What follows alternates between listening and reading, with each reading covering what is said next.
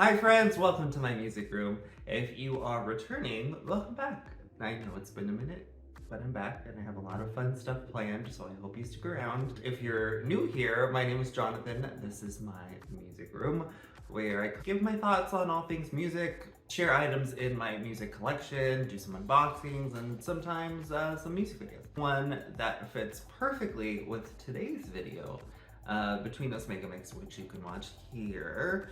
And that leads me to today's video, which you know what it is if you see my shirt conveniently Leigh-Anne at the top where the camera cuts off. We got the confetti picture disc up in our frame, as well as the Between Us picture disc down here, and the pass, it's a lanyard pass thing from the confetti tour, which I did not go to. I wish. I did watch the live stream, the last show when it was live streamed, which was fantastic, and I tried to get as much merch as I could get delivered to the United States.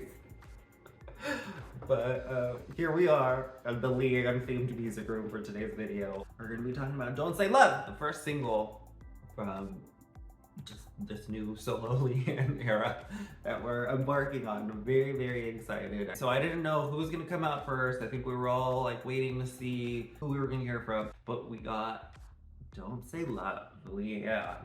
She beat them both. Not that it's a race or anything. It's fine.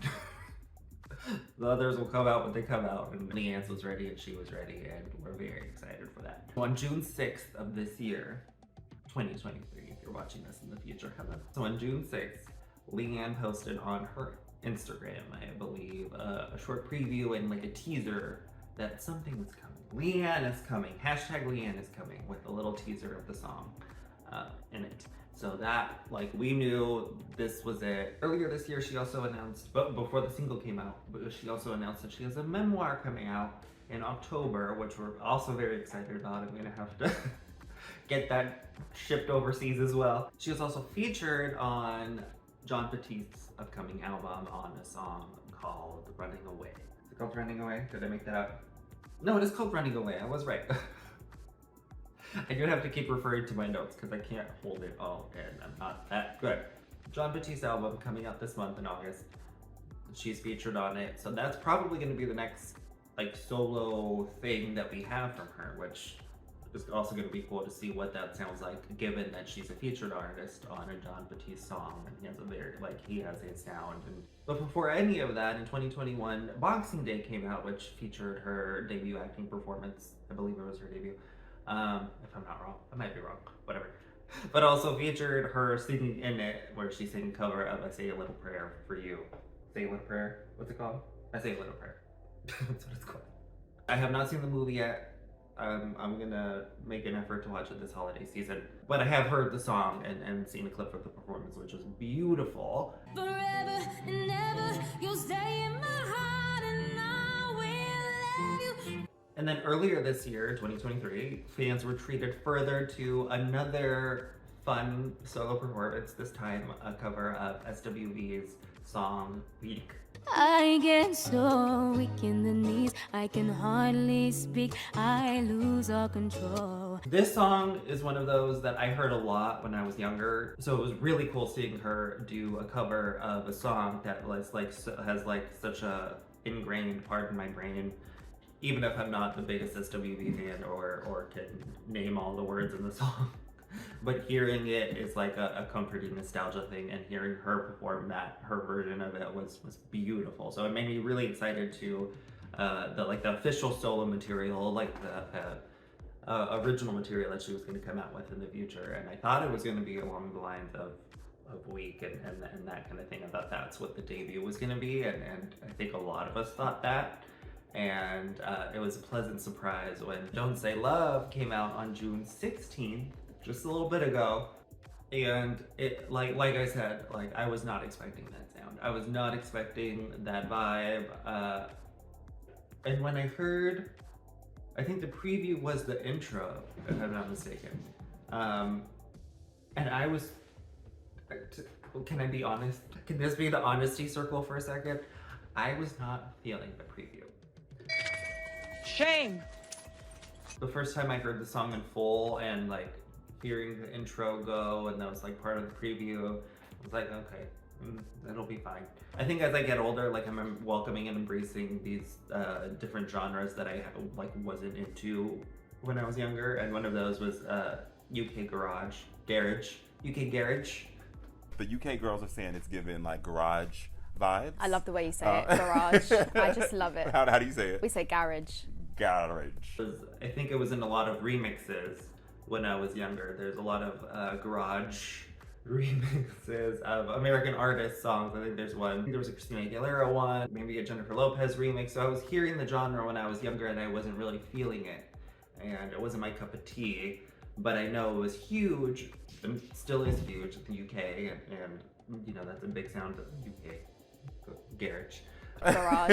So I went like my immediate reaction hearing like that part of "Don't Say Love," that intro, was, oh, that's what it is, and it's fine. But then I heard the full song and the vocals and the different elements to it and like the chorus and, you know, the breakdown and the outro. It became so much more than just that one sound or that one memory of that genre of music that my brain sticks to, if that makes sense. But I ended up loving the song. And like I said, I'm like embracing the genre more. So thank you, Leigh-Anne, because the song is amazing. Like I mentioned earlier, I think it was unexpected for me, this type of song, and I've heard other people say it as well, as unexpected for them, that we thought that it was going to be like weak, like a cover a week. I was expecting, you know, R&B stuff. I know she has Jamaican roots, so maybe like those sounds and influences, you know, coming in as well, which I think we are expecting those sounds and then when that full album comes out. But this was a very fun choice for the first single, I think, because it was unexpected. It makes more of a splash, which is great because it's a great song and it deserves all the attention, and I want to see it get higher on the charts in the UK and in the US. She's doing a lot of promo. There's a lot of promo for this single, which I appreciate, and it's like old school promo where she's going to the radio stations and well, podcast is kind of a new thing, but she's doing the podcasts, and I think she did MTV, which is still a thing. She's been all over the place for the single, and which I love, because anytime she pops up on anything like an American blog or like an American like entertainment TV show, like Entertainment Tonight or whatever, like I get very excited because I know she can be huge over here. Americans have slept on a lot of great British and European overall acts and talent who have tried and was like, I'm bringing myself to you guys, you know, to like be embraced, and sometimes we give the love, and sometimes like I said, we sleep on them, and we've slept on Little Mix. I really hope that we're able to further embrace Leigh-Anne and the other girls when they come out as solo artists here on US soil, because all I want is to be able to see them live. So we talked about the song a little bit. If you haven't heard it, go listen to it, check it out, because it's fantastic. So for a period of time, I don't know if they're still up, though on her website, she did have for sale the CD singles, which featured the single, as well as a personal message at the end of the song, in two different versions of like slipcase singles, which I actually have. I had to buy them on eBay, so thank you eBay store from the UK who had these available. So let's talk about the single cover. Yes, it is signed. I'm very excited. This is the single cover, the official single cover. The other one, I guess, is the alternate version. But a lot of people online, or somebody noticed it and then it got, you know, a lot of traction, saying that this looks a lot like the Emancipation of Mimi cover, which I have in many places, but for the purposes of now, I'm just gonna like superimpose it here. But I did notice when I was doing research for this, like looking up like the creative people behind it and what they've done and whatnot, on the Wikipedia, on her Wikipedia page for this song, somebody wrote The single's artwork was inspired by Pinnock paying homage to Mariah Carey's Emancipation of Me cover, which sounds wonderful and like, oh, okay, yeah, that makes sense. It's like almost, you know, it's very similar and like same pose, the hair, everything. You know, Mariah's an inspiration for Leigh-Anne, she said in the past. So we're like, okay, great. However, something like clicked and I was like, wait, that doesn't sound right. I thought she said that it was an accident. So I did a little more research. So then I pulled up a Pop Buzz interview that she did where she spoke about this exactly. You know? Complete accident, if I'm honest. Was it an accident? I did not do that on purpose. It was pure coincidence, but that it's cool because she's such an inspiration, and then like I think it kind of blew her mind a little bit that that's how it ended up, because it is fun and I think she does enjoy it. That it's like very similar, and I enjoy it very similar because now as a fan I can display it both together and it's like in theme. Okay, so let's talk about the video. So that opening look with the, I guess it's white leather spandex. I don't know. But the dress, and then the whole like sculptured hair and the heart over the mouth. It's beautiful. I love this look so much, and what a strong opening image on you. Like this is the first official, like other than the single cover, that's the first official like visuals of this solo you that you're, you know, giving to people, and it's a strong, beautiful image, look, vibe, moment. There's this shot on the stairs, it looks like in front of a warehouse or something, greenhouse, some sort of building with windows and plants. And she has this beautiful dress on with her, you know, natural curly hair. It's just gorgeous. It's giving me like Enchanted Forest. Yeah, I don't know. Yeah, beautiful. Okay, this like knocked the wind. This look knocked the wind out of me. This moment, like it felt like a Little Mix level production moment, fierceness, like what we love and expect from them. She brought that level and she's like, no, it's just me this time. And I look this good and sound this good and eat it up. And I am, because it's so good.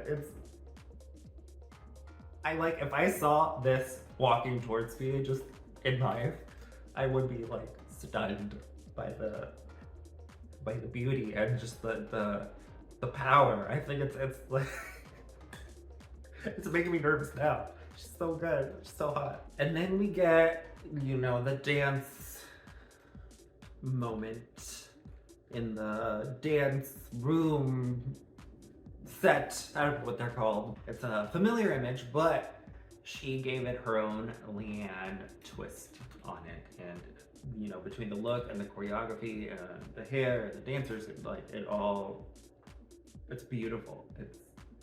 It all works so well.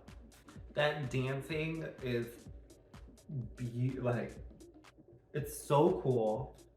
Like I don't know if there's a way for her to incorporate that into like live performances when she does get to that, because she does have to like hold the mic and sing. Like, if you figure that out, because it looks really, really cool. Like, even if you didn't, even you could just stand there and sing the song. I'll still love it. Don't listen to me. So this moment is giving me like, this feels like something I would see on TRL, like back in the day. Like, not in the sense that it's been done or that I think she's copying, or like I'm like been there, done that, seen it. You know what I mean? But in the sense that that's how like epic and also nostalgic almost that this feels, and it's giving me of like great produced music videos that we all loved from like a certain time in our lives. This totally could have been at the top of the charts on TRL. If TRL was still, and if this song came out. I don't know. In this weird universe, TRL is still a thing, and this video does very well on it. That's another thing. That part, I just need something now. Boom. I just need something now. Bam. I just need something now. Boom. Epic. The amount of poses I do every time that thing, like, like just feeling it. Oh, it's so good. It's so good. That's another thing that hooked me when I like first heard the song. I was like, oh. And then we have her at the end. She's on the roof and she's like doing her thing. And then she runs and jumps into the water. And then we get a brief preview of the next single. It's a to-be continued situation, so it's going to be a narrative, at least with the music videos, it looks like. But she did say in an interview that the ending, you can hear a little bit of the next song, which is a nice treat. Let me pull it.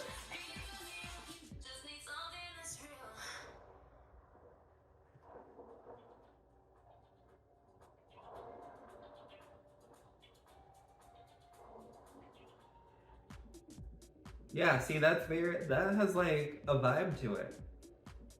With like little like funk guitar. So that's gonna be a very fun, that's gonna be a very interesting thing to see when it actually comes out, because I think the standard formula for I think a lot of like solo pop female artists is like, we're gonna give you like a club track, a dance track, or like a high energy first debut single or first single, and then we're gonna give you a ballad, and then we're gonna give you a down tempo, a low tempo as the follow-up single, just to show versatility. You know what I mean? It's always, it's dirty and then it's beautiful. It's like that, and then it's we belong together.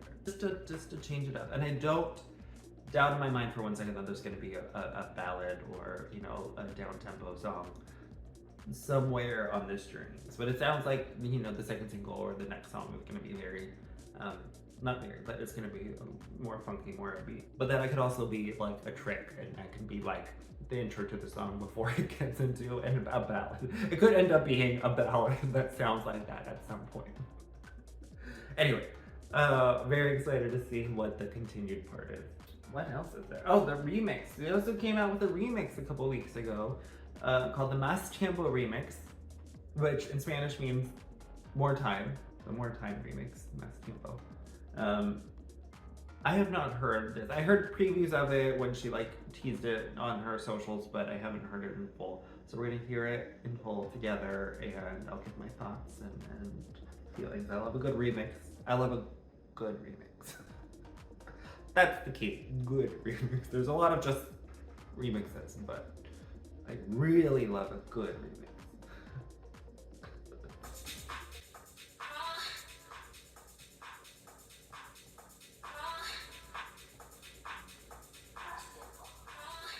Oh.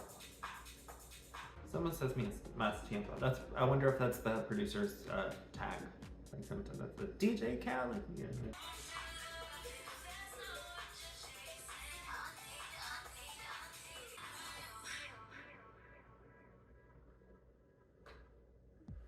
Okay, that had a lot of energy to it.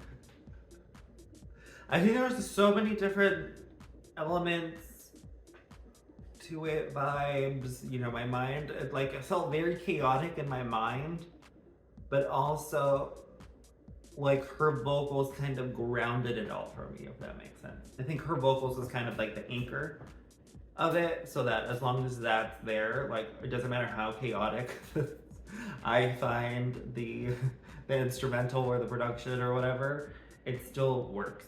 Like, if that makes sense. You can still dance to it, which I appreciate. I'm excited. Hopefully we get more remixes, would be very nice. A remix EP in the future. Maybe even an acoustic version, or like a stripped down like piano ballad version. I mean, if you can strip down Confetti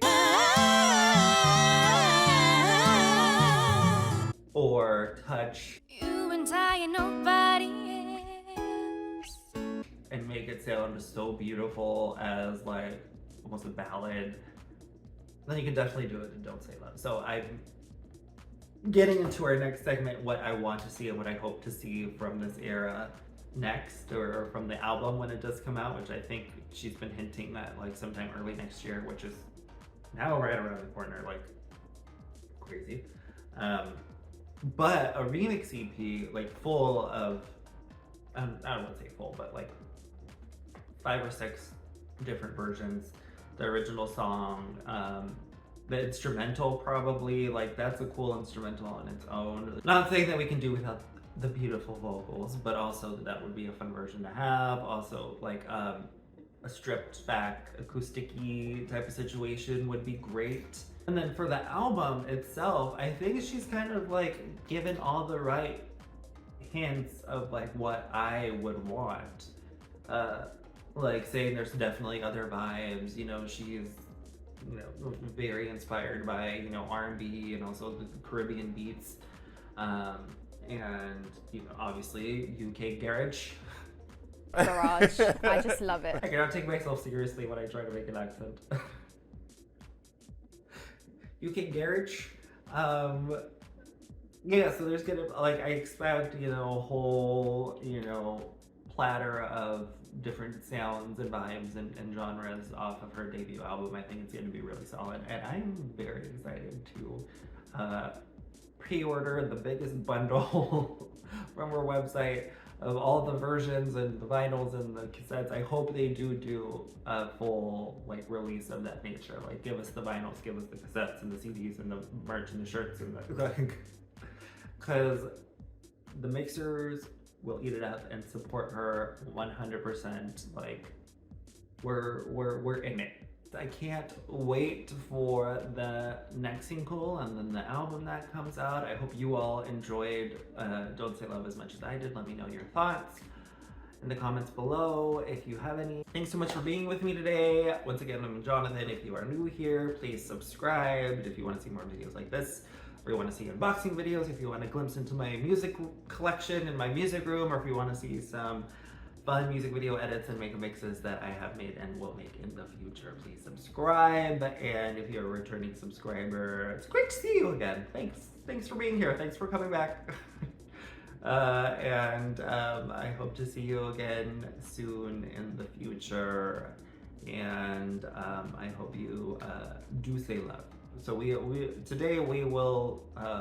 today our mantra is do say love, and we are referring to the single. Because we do say love to don't say love is the takeaway. Okay, bye.